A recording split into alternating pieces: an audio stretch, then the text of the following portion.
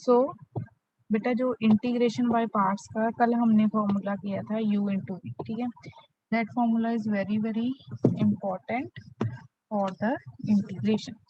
और आज बेटा जी हमने आर्टिकल जो कल हमने आर्टिकल स्टार्ट किया था उसको आगे कंटिन्यू करना है। दैट इज इम्पोर्टेंट रिजल्ट है, if we have a function f x plus f dash x into e raise to power x d x, ठीक है। मेरे पास एक फंक्शन है एफ एक्स प्लस उसका derivative f dash x into e raise to power x d x. तो बेटा ये इंटीग्रेशन किसके इक्वल होगी? So for finding the integration of this, हम लोग बेटा इस इंटीग्रेशन को दो पार्ट्स में डिवाइड कर देंगे, f x into e raise to power x d x plus f dash x into e raise to power x d x. अब बेटा हमने सिर्फ जो इंटीग्रेशन का फॉर्मूला अप्लाई करना है, that is for the first integral.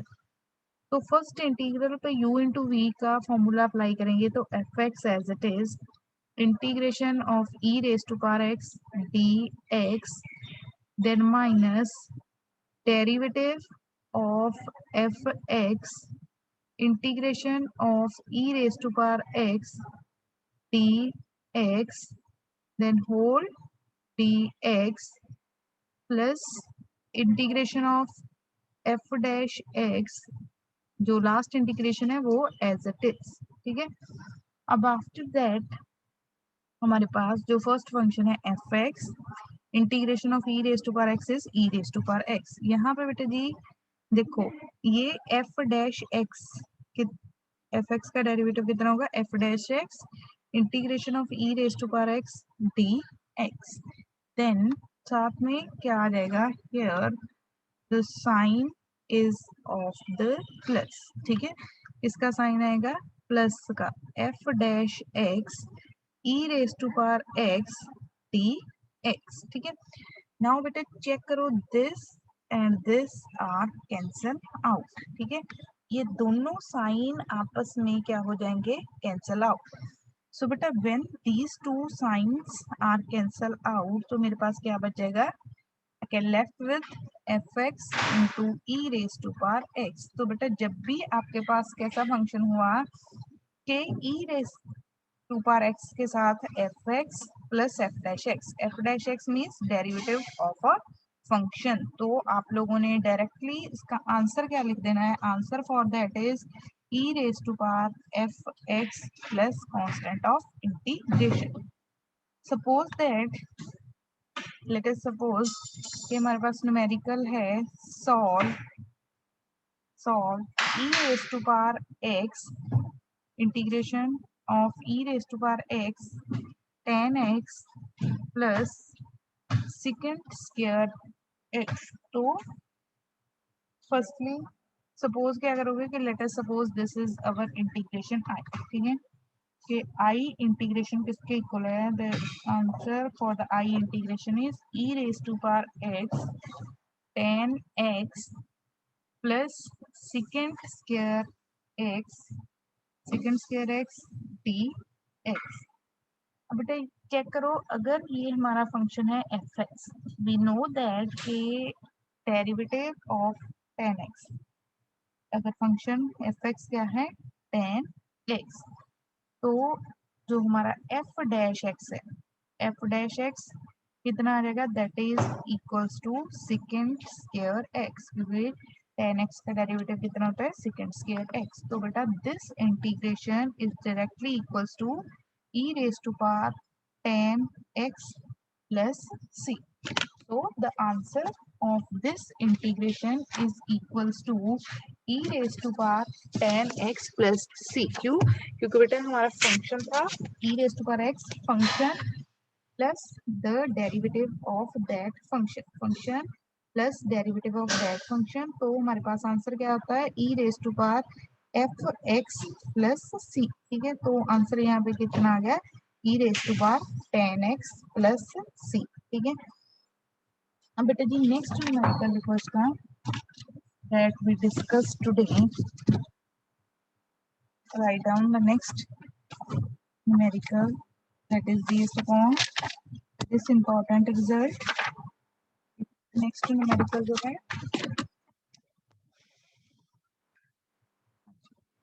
तो next numerical हमारा है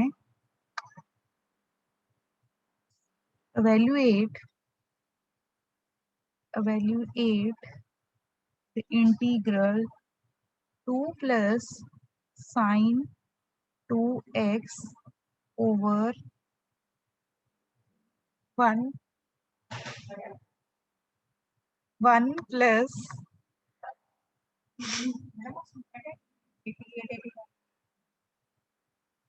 1 plus cos 2x e raised to power x dx. ठीक है, तो बेटे जी इस इंटीग्रेशन को हम लोगों ने सॉल्व करना है.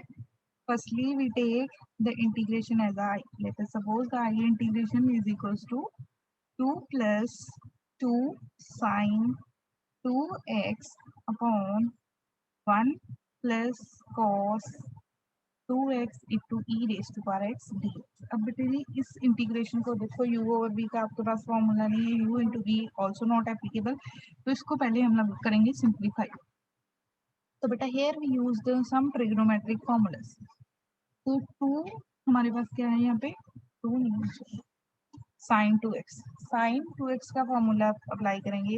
sin 2x is equals to 2 sin x cos x over क्या होगा 1 plus cos 2x. 1 plus cos 2 theta equals to 2 cos square theta. So this is equals to 2 cos square x dx. बेटा check करो numerator और denominator में से कौन सी term common आ रही है. 2 is a common, so we take 2 is the common from numerator and a denominator.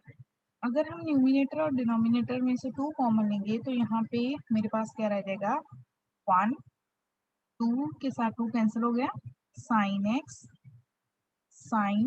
x cos x over cos square x. ठीक है, cos square x dx e raised to power x साथ. तो this is equals to बेटा ये 1 over cos square x, 1 over cos square x plus sin x cos x, sin x cos x over cos square x into e raised to power x dx. ठीक है, अब 1 upon cos किसके equal होता है, that is equals to a secant square x. यहाँ पे बेटे दीदी को एक cos के साथ cos क्या होगा, cancel out. And we know that कि अगर हम फाइंड करें sin theta over cos theta, sin theta over cos theta किसके इक्वल होता है, that is equal to tan theta. तो ये किसके इक्वल आ जाएगा, tan x into e raise to power x dx. बेटा सेम फॉर्मूला देखो, फंक्शन अगर मैं इसको ब्रेक करूं, ठीक है, if I break this e raise to power x secant square x dx plus e raise to power x tan x dx. ठीक है, तो यहाँ पे हम प्रोडक्ट रूल अप्लाई कर देते हैं. तो फर्स्टली ठीक है, e रेज टू पावर, इसको इस इंटीग्रेशन को आगे लिखो, e raise to power x tan x dx plus e raise to power x secant square x dx.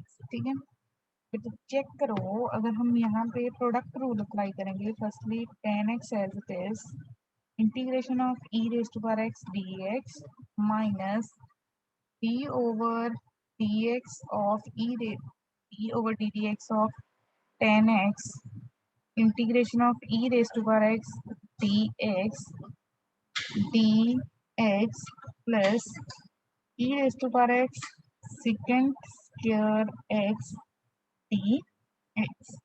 अब करो जरा किसको solve, we solve this tan x integration of e raised to power x is e raised to power x minus derivative of tan is secant square x e raise to power x d x plus e raise to power x secant square x dx. Then this e raised to power x secant square x cancel out. 10x into e raised to power x plus 6. So this is the answer for the integration. ठीक है, ये हमारा क्या find हो गया है, answer for the given integral. तो जब भी बेटा आपके पास फंक्शन है, function plus the derivative of function into क्या मल्टीप्लाई हो रहा है, इनटू मल्टीप्लाई हमारा क्या हो रहा है, मल्टीप्लाई हो रहा है e raise to power x. तो उसका आंसर क्या आएगा, e raise to power x into that function. ठीक है, जैसे कि हम लोगों ने यहाँ पे आर्टिकल में प्रूव किया था कि जैसे यहाँ पे लिखा हुआ है कि f x plus f dash x e raise to power x. बेटा अगर आपने इसको डायरेक्टली यूज करना है तो साथ में आपको इसका रिजल्ट ये वाला लिखना पड़ेगा. ठीक है, कि integration of f x plus f dash x e raise to power x d x इसके इक्वल होती है e raise to power x into f x. ठीक है, तो बेटा जी आप लोगों ने इसको फिर मेंशन करना है अगर डायरेक्टली ये रिजल्ट यूज करें. नेक्स्ट हम डिस्कस करेंगे जो कंसेप्ट है that is the integration by using the concept of a partial fraction. ठीक है, integration by the concept of the method of partial fraction. Method of partial fraction. Partial fraction का concept कब use होगा for finding the integration, अगर जो हमारा function है जिसकी हमने इंटीग्रेशन फाइंड करनी है वो किस फॉर्म में हो, f x upon f x. ठीक है, f x upon f x, और इसमें क्या हो कि जो डिग्री ऑफ न्यूमिनेटर है that is less than equal to the degree of denominator. अगर फंक्शन किस फॉर्म में हो, f x upon f x. Small f x is a function of x, capital F x is also function of x. साथ में क्या हो कि degree of numerator, degree of the numerator, degree of f x क्या हो मेरे पास, less than the degree of capital F x. ठीक है, डिग्री ऑफ न्यूमिनेटर क्या हो, less than the degree of denominator.